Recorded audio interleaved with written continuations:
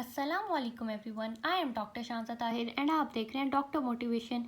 आज की वीडियो के अंदर मैं आपके साथ डिस्कस करने लगी हूँ कि आपने खुलासा जो हमारे पास नज़म का खुलासा आता है उर्दू के पेपर के अंदर एंड हमारे पास साथ ही साथ जो चैप्टर का खुलासा आता है, असबाक का खुलासा आता है, उसको किस तरह से लिखना है, पेपर प्रेजेंटेशन क्या होनी चाहिए, आप किस तरह से अपने पेपर को यूनिक बनाएंगे एंड साथ ही साथ उनकी लेंथ कितनी होनी चाहिए, इस पर भी बात करेंगे। अगर आप चैनल पर नए हैं तो जल्दी से आपने सब्सक्राइब कर देना है।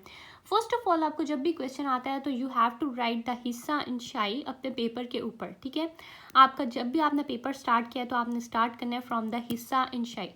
देन आपके पास जो भी पेपर के अंदर सवाल नंबर है और जो आप अटेम्प्ट कर रहे हैं वही सवाल का नंबर आपने देना है। इस तरह से आपने सवाल नंबर की हेडिंग देनी है। देन आपने लिखना है कि नज़म का खुलासा। अब कौन सी नज़म का खुलासा आप अटेम्प्ट कर रहे हैं, आपने उसका साथ नाम लिख दिया आदमी। ठीक है, और मैंने थोड़ा सा उसको यूनिक और थोड़ा सा डिस्टिंक्ट बनाने के लिए दूसरी हेडिंग से मैंने उसकी गिट ब्रैकेट लगा के और थोड़ा सा ये कर दिया। इस तरह से आप अपने पेपर को थोड़ा सा यूनिक कर सकते हैं।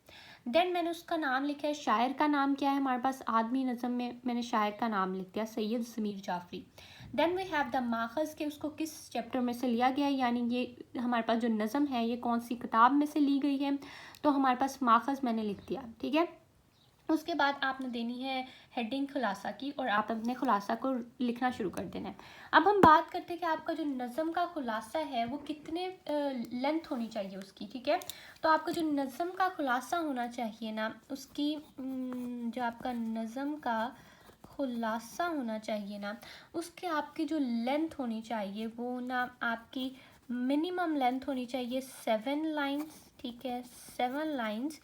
ठीक है, और जो आपकी मैक्सिमम लेंथ होनी चाहिए वो आपकी लेंथ होनी चाहिए 10 to 11 लाइन्स। ठीक है, आपने अपने खुलासा को, जो आपका नज़म का खुलासा है, आपने उसको इतना ही लंबा लिखना है। ठीक है, आपका लेंथ होनी चाहिए 7 लाइन से 10 से 11 लाइन्स, और आपने सबसे पहले अपने शायर का नाम लिखना है, आपने माखज़ लिखना है और आपने इस तरह से ही अपने प्रेजेंट करना है। और जैसे ही आपका खुलासा ख़त्म हुआ आपने 2 लाइनें लगानी है एंड आपका खुलासा ख़त्म हो गया। और ये आपको मैक्सिमम मार्क्स दिलवाने के लिए बहुत है।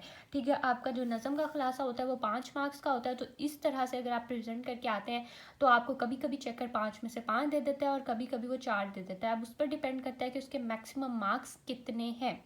ठीक है, साथ ही साथ मैं इस वीडियो में आपके साथ बात कर लेती हूँ कि आपने चैप्टर का खुलासा यानी असबाक का खुलासा किस तरह से लिखना है, उसकी लेंथ कितनी होनी चाहिए, उस पर भी बात करते हैं।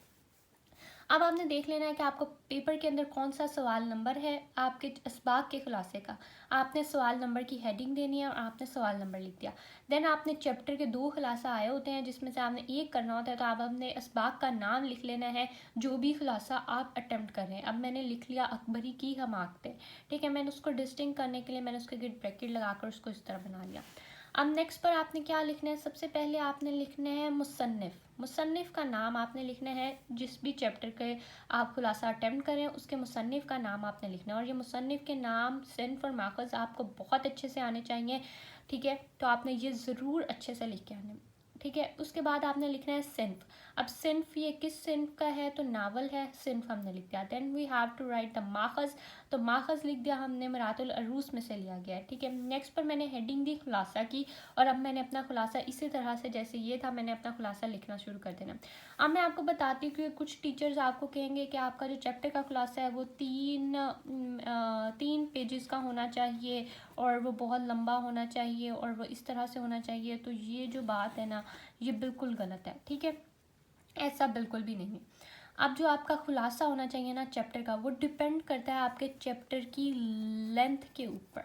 ठीक है, अगर आपका चैप्टर लंबा है तो आपका खुलासा लंबा होगा और अगर आपका चैप्टर छोटा है तो आपका खुलासा ऑटोमेटिकली छोटा होगा। अब आपका खुलासा जो है ना वो 1/3 होता है आपके चैप्टर की लेंथ के। अगर आपका चैप्टर 3 सफ़ात पर मुश्तमिल है तो आपका खुलासा 1 पेज का होना चाहिए। अब इस तरह से आपने अंदाज़ा लगा के अपने खुलासे के लेंथ को लिखना है। ठीक है, और मैक्सिमम भी आप खुलासा जो है वो 1 से 2 सफ़ात, 2 सफ़ात मैक्सिमम, इससे ज़्यादा नहीं लिखेंगे। ठीक है। और 2 सफ़ात में आपको मैक्सिमम मार्क्स मिल जाते हैं। 10 में से वो 8 या 9 नंबर जो उस चेकर के मैक्सिमम मार्क्स होते हैं वो इंशाल्लाह आपको दे देते हैं। ठीक है, तो आपने इसी तरह से, और उसको लिखने के बाद आपने इस तरह से नीचे अपनी 2 लाइनें लगा के अपने क्वेश्चन को ख़त्म कर देना। अब ये थी पूरी हमारी वीडियो कि आपने किस तरह से अपने पेपर को प्रेजेंट करना है और किस तरह से आपने खुलासा लिखना है।